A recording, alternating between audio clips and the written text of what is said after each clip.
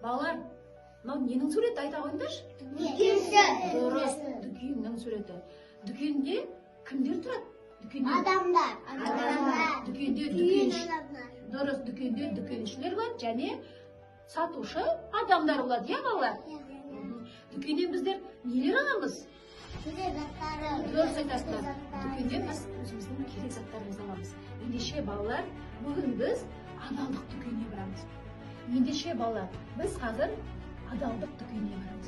Ол жерде сатушы болмайды. Мен сендерге затты қалай сатып алу жөнінде түсіндіріп беремін сол жерде. Жарай ма? Ендеше жүрейік. Балалар, бүгін біз адалдық дүкеніне келдік. Қане, көрейікші. Адалдық дүкенде бізге керекті қандай заттар бар екен? Міне бізге керекті тәттілер бар екен. Көріп тұрсыңдар ма балалар? Бізге керек пе? Ендеше балалар, мен сендерге телефон арқылы сауда-жасауды көрсетемін. Міне балалар, мынау 1 жетон, иә? Осы 1 жетонға мысалы сендер не алғыларың келеді? Міне тәтті алғыларың келсе, 1 жетонға 1 тәтті аласыңдар. Егер де сіздер 2 зат алғыларың келсе, онда 2 жетонды үйіру арқылы 2 зат аласыңдар. Жарай ма?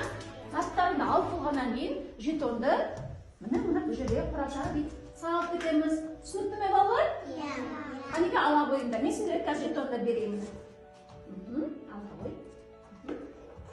Еңілі, асылым, өздеріне керекті заттарыңды ала қойыңдар.